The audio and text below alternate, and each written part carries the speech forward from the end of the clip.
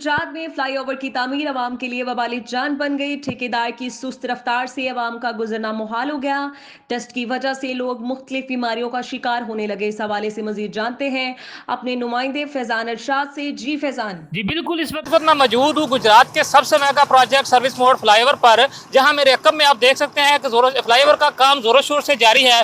और मेरा कैमरामैन भी आपको दिखाएगा कि इस वक्त मशीनरी जो है सर्विस मोड पर जोरों शोर से काम कर रही है। नाज़रीन, मैं फ्लाईओवर का बताता चलूँ कि ये फ्लाईओवर जो है वो ये दो शहरों को आपस में मुंसलिक करेगा। लाहौर से आने वाले गुजरात में एंटर हो सकेंगे और गुजरात से पिंडी जाने वाले भी पिंडी जा सकेंगे। ये फ्लाईओवर का बनने का मनसूबा इसलिए ज़्यादा अहम है कि ये यहाँ लोगों को घंटों कतारों में लगना, अजियत में मुब्तला। इसके मेरे बताता चलूँ कि प्रोजेक्ट का काम बड़ी सुस्त नज़ारी से किया जा रहा है, जिसकी वजह से आने जाने वाली आवाम को भी बहुत मुश्किलात का सामना है। यहाँ डस्ट से लोगों में मुख्तलिफ बीमारी में मुब्तला हो रहे हैं। मैं आपको मज़ीद बताता चलूँ कि ये प्रोजेक्ट बंद तो ज़रूर रहा है, लेकिन इसमें इंतज़ामिया को होश के नाखून लेने चाहिए ताकि इस प्रोजेक्ट का काम तेज़ी से हो सके। अगर फंड रेजिंग का इशू है तो हुकूमत को चाहिए कि इस मनसूबे के लिए जल्द से जल्द फंड जारी किए जाए ताकि ये प्रोजेक्ट जल्द से जल्द मुकम्मल हो सके और लोगों को मुश्किलात का सामना ना हो। जी।